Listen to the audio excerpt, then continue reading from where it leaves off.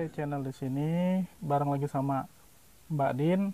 Kita mau ngobrol yang lagi hangat. Oke? Tunggu ya. Oke, kita masuk ke ceritanya.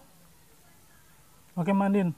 Ya. Nih, kan banyak ya kejadian-kejadian yang meninggal di jalan tol.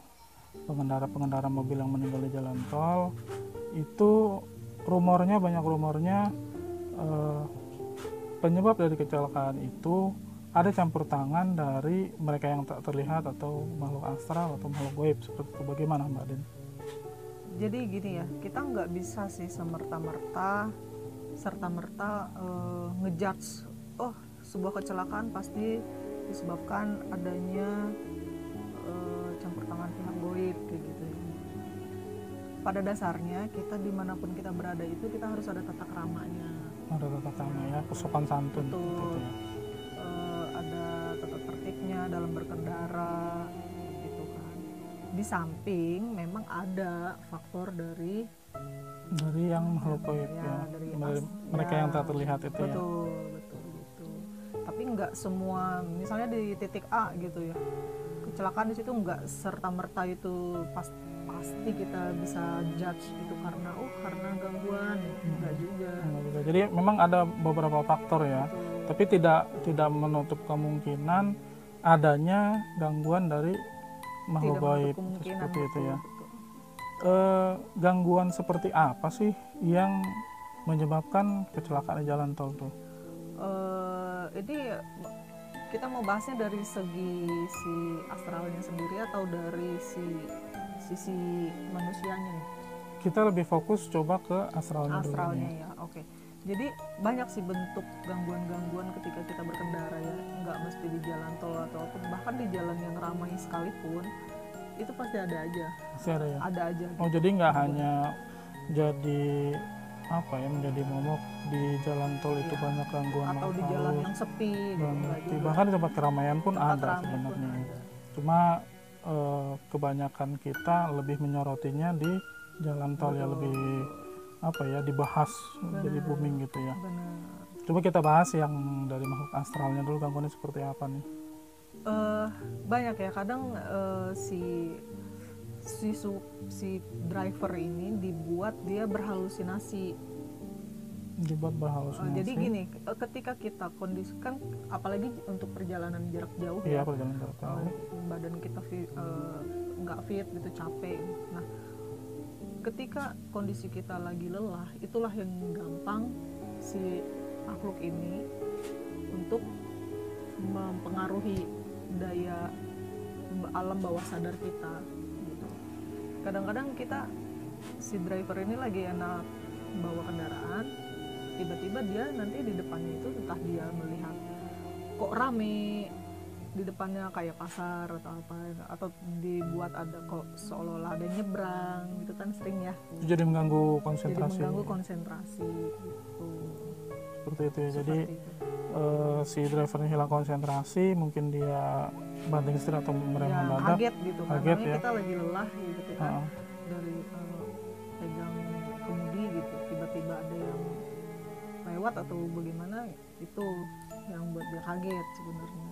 Jadi memang disarankan untuk pengemudi, driver ya, kalau misalnya berkendara jarak jauh terus kondisi nggak fit, dan jangan takabur kalau di jalan. Oh, jangan takabur itu ya. Jangan takabur. Jangan merasa jumawa, jangan merasa bisa nih paling hebat segala atau macam. Jalannya lurus doang nih dan lalu lintasnya sepi, tancap gas aja nggak.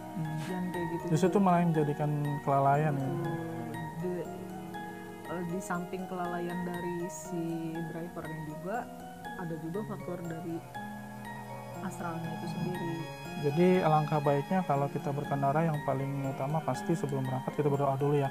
Memohon keselamatan, berdoa, jangan sombong, dan di jalan juga tetap hati-hati ya. Terus kalau misalnya memang merasa udah mulai capek atau ngantuk, lebih baik istirahat dulu ya. Cari rest area aja. Cari rest area, istirahat. Karena nanti kalau misalnya kita paksakan dari tubuh juga mungkin lelah, terus ada juga gangguan itu karena bisa lebih cepat masuk ya, Mbak Din ya. dia mempengaruhi alam bawah sadar kita sih, lebih tepatnya ke situ sih. Mempengaruhi alam bawah Alam sadar. bawah sadar kita jadi kayak berhalusinasi. Berhalusinasi. Gitu, ya. Seperti itu. Terus gini Mbak Din, pernah ada rumornya juga di salah satu jalan tol yang ada di Indonesia ini itu ada penunggunya karena memang itu kan jalan tol itu mungkin sebelum dibuat jalan tol, apakah dia hutan atau dia pegunungan, bukit-bukit, itu kan pasti ada makhluk yang tak terlihat itu ya, ada makhluk astralis itu yang sudah menunggu di situ. Dibuatlah jalan tol, tapi dia nggak kemana-mana kan, tetap di situ. Nah, apakah yang kecelakaan di sana itu memang dijadikan sebagai tumbal kah, atau memang hanya iseng atau bagaimana tuh? Jadi kita nggak bisa memukul rata semua ya. Oh, yang meninggal karena kecelakaan di ruas jalan ini dijadikan tumbal. Dijadikan tumbal atau nggak setiap, ya. Jadi budaknya Ya, gitu ya? Nggak setiap mereka itu ingin makan tumbal gitu, gitu kan. Cuma ya kalau misalnya memang dia ternyata takdirnya memang meninggal di situ, pertama memang akibat kelalaian dia ya, kedua ya itu memang ini jadikan tumbal gitu, tapi maksudnya nggak 100% untuk jadi tumbalnya dia gitu sih. Nah, seperti itu ya.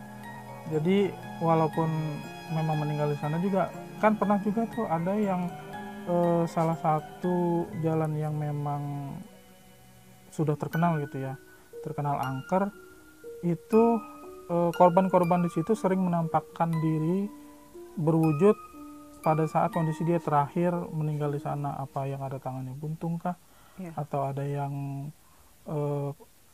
macam-macam deh ya, karena kondisi kecelakaan ya. Jadi gini sih sebenarnya ya, kita sebagai manusia kodratnya itu gimana ya bahasanya, kita sebagai manusia itu kayak terdiri dari 3 unsur. Unsur pertama itu raga, fisik kita ini. Kedua itu arwah atau rohnya. Roh. Yang ketiga itu sukma. Oh, ada sukma. Ada sukma. Mungkin selama ini teman-teman sahabat Ombre juga taunya cuma 2 ya, ada raga sama roh ya. Tapi nyata ada 3, satu lagi sukma. Bedanya sukma sama roh itu apa? Kalau roh itu yang memberi kita nyawa. Kalau sukma itu kalau ibarat kata orang mah kodam ya. Kodam. Oh, bahasanya kodam ya. Kalau orang awam taunya kodam. Nah, untuk korban-korban yang katanya bergentayangan itu adalah si sukma. Kalau roh itu ketika orang sudah meninggal itu sudah balik ke yang ilahi. Sudah pasti balik. Sudah balik yang ke ilahi. Tuhan ya. Jadi tidak ada yang namanya si anu bergentayangan, si ini jadi roh penasaran, itu nggak ada. Sebenarnya rohnya yang tetap itu, balik pada Allah ya. Yang ada itu sukmanya atau si kodamnya ini. Sukmanya yang masih bergentayangan. Jadi ketika misalnya dia meninggal karena kecelakaan di suatu tempat, yang bergentayangan atau yang menetap di situ itu adalah si kodamnya. Kodamnya. Menggambarkan kondisi dia terakhir saat dia meninggal ya. Kondisinya di situ seperti apa. Seperti itu. Makanya pernah dengar kan mungkin teman-teman ya,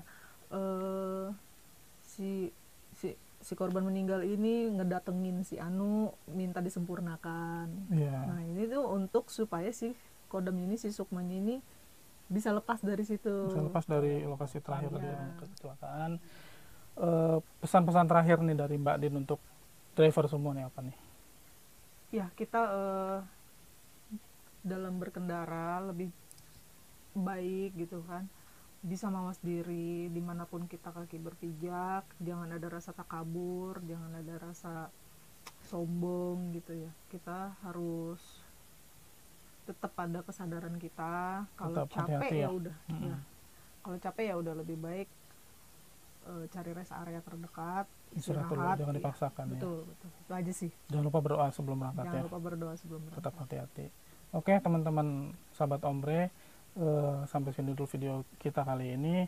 Tetap jaga prokesnya, jangan lupa tetap jaga kesehatan. Jangan lupa subscribe channel ini, like, komen, dan share sebanyak-banyaknya untuk tahu video-video terbaru yang ada di Ombre Channel. Terima kasih. Bye. Assalamualaikum warahmatullahi wabarakatuh.